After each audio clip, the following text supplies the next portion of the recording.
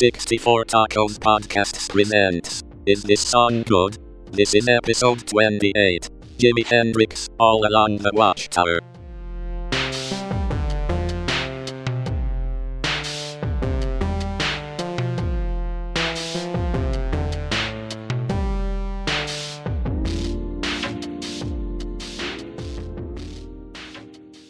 Welcome back to Is This Song Good? A 64 Tacos podcast.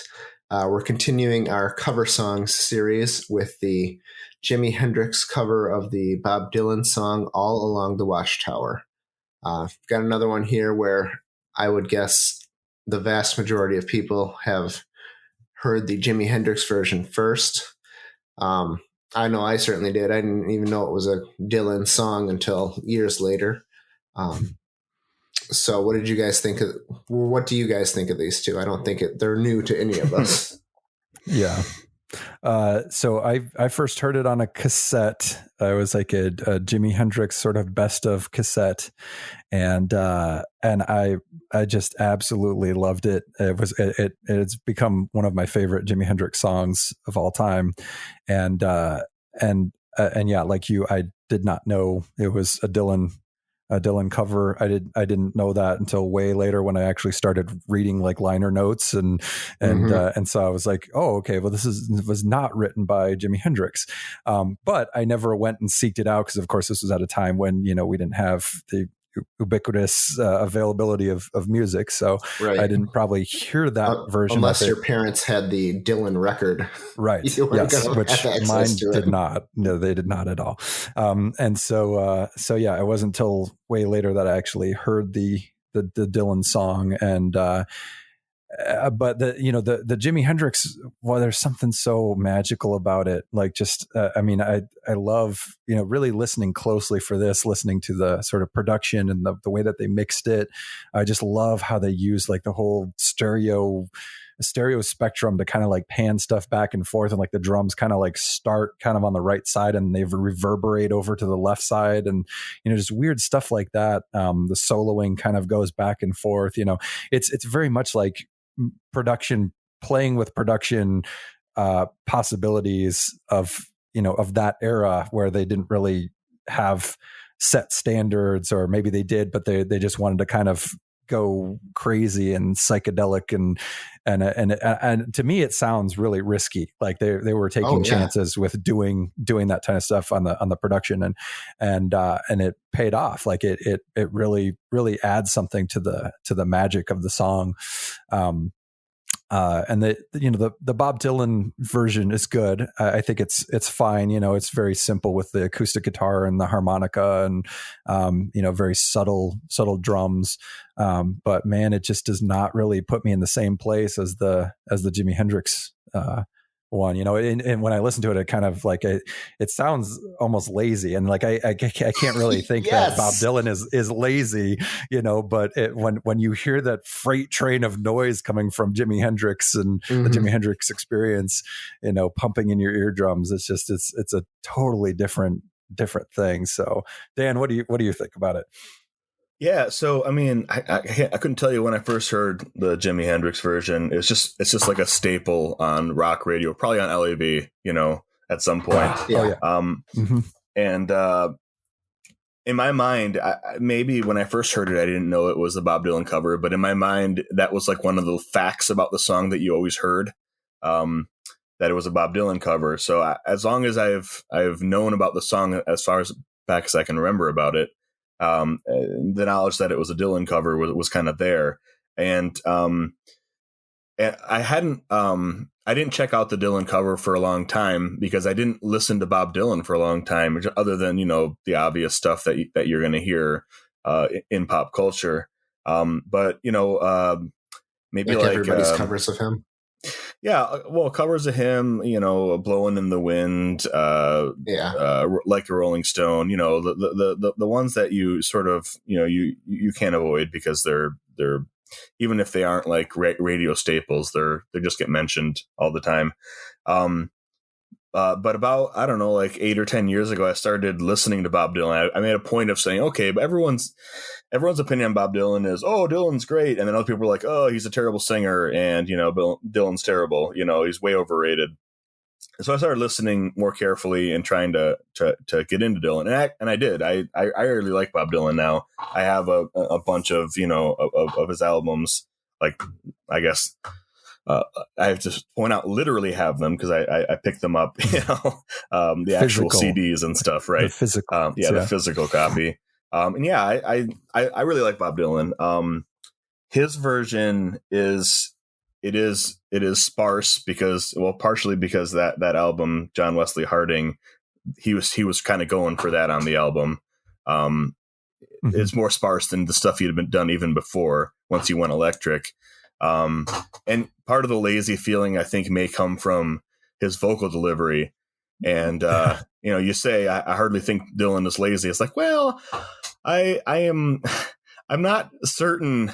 It's this weird thing where he certainly sounds, when he's delivering lines, there's like a sort of a lazy sneer in everything he says, which I think is what puts people off of Dylan, if they don't like that. Well, and he's so talented that, like, I mean, he could be lazy, and he just grabs a guitar and a harmonica and essentially farts out a song, and it's like gold, And in those days, like, and really the thing that works for me about Dylan's vocals is that they're so distinctive, and they're so like weirdly cocky and sneering, that it lends a certain weight to the words. And if anyone's like, oh, I don't like Dylan as a singer, I'm like, yep, totally makes sense. You can't defend it, stylistically. It shouldn't work very well, but for me, it does. And the lyrics are really interesting. That's his forte, especially in this era. They're kind of cryptic, but they really, really paint a picture. Even though if you don't know exactly what he's talking about, or you can't be too sure, the lyrics are really effective for me, and I like the way he delivers his lyrics. Now, that is for me Jimi Hendrix's biggest weakness. He always sings everything the exact same way, and it's not my favorite vocal delivery. I don't think he's a bad singer, but he certainly wouldn't be singing if he wasn't holding a guitar and able to do things that no one had done before with the guitar. No, Hendrix is definitely a guitar player who can also sing. It's like Clapton. That's a really good comparison, I think. They're both incredible, revolutionary guitarists, and they sing just fine. There's nothing. Yeah, the singing works, and you're like, well, It's his band. He wants to sing. Let him sing. Who cares? That's absolutely fine.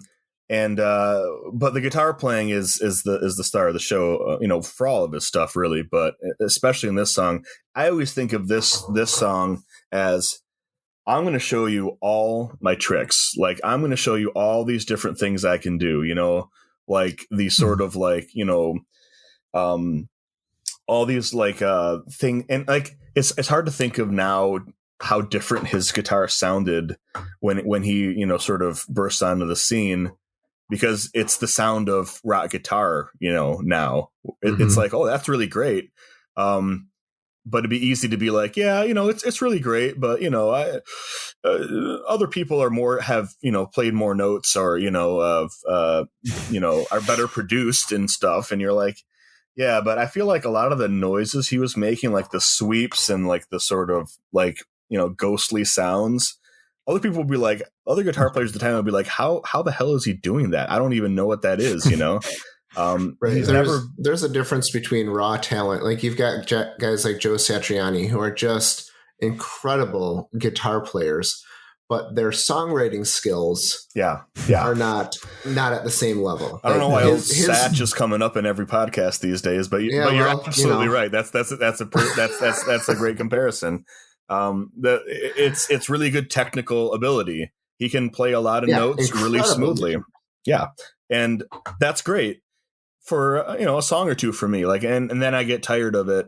Jimi Hendrix is not a great technical player. He's not even like a great blues player, you could argue. it's the sounds he conceived of and then executed that hadn't really existed before. And this song to me is his showcase of his rock style.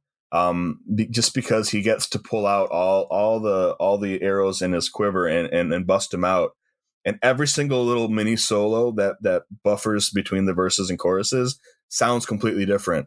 I just feel like he's showing off, and it's awesome. Like I've always liked this Jimi Hendrix song. I don't know if it's my favorite, because I really like, a few other ones. Hey Joe. The thing with Jimi Hendrix is my favorite Jimi Hendrix song is the one that I'm listening to at the time. Yeah, fair enough. They're so good. Yeah.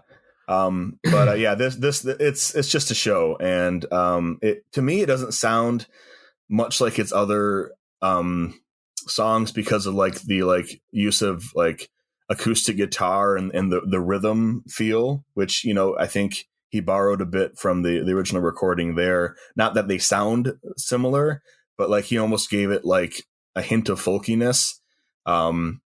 Just maybe as a nod to Dylan, or just I don't know, that was just the arrangement, but yeah, it's the guitar fireworks that work for me. Although I really do like the original. I think it's Bob Dylan's harmonica playing is I think it's a little underrated, because it really has that sort of lonesome.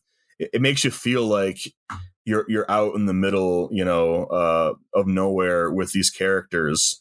Looking out over I don't know. I always imagine they're sitting like, at the walls, just looking out over the distance. And I feel like he creates a mood very well.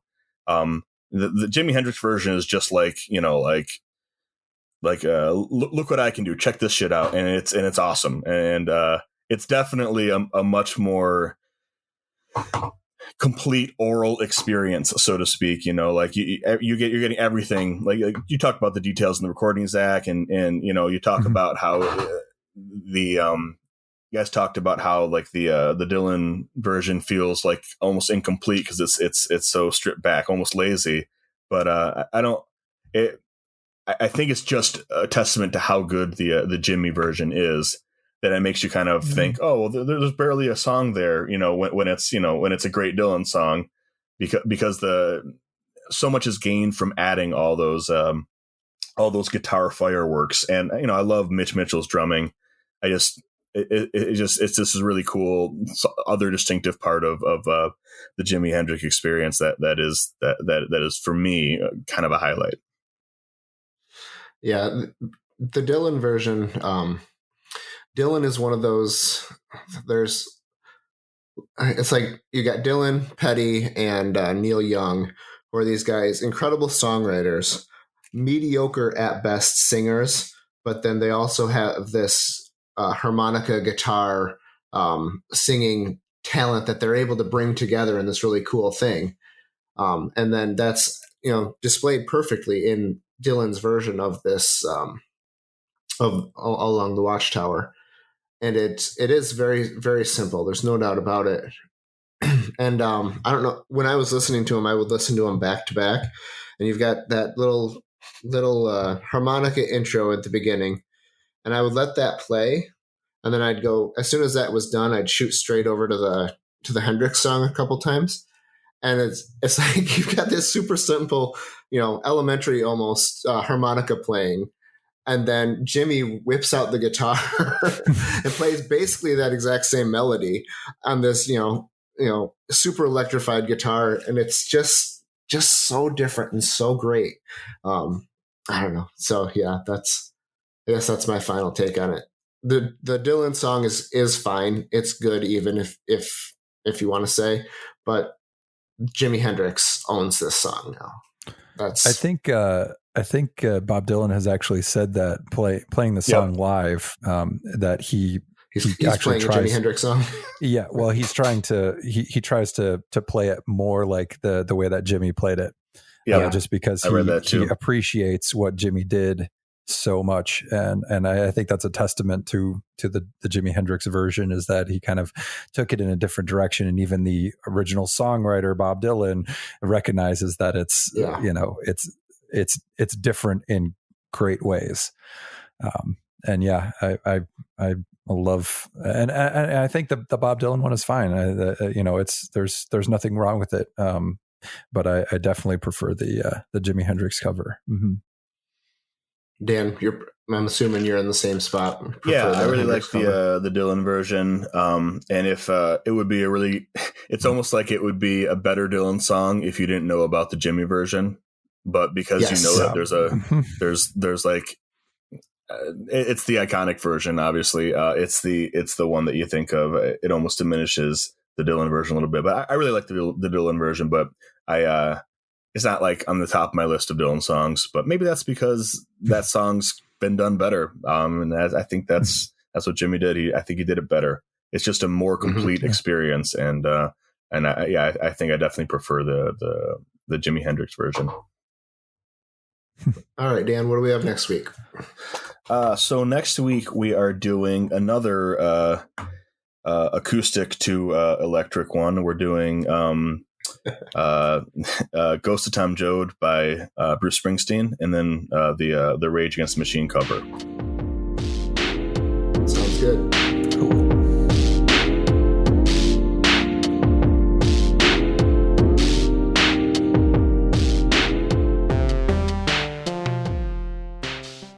I caught it on audio.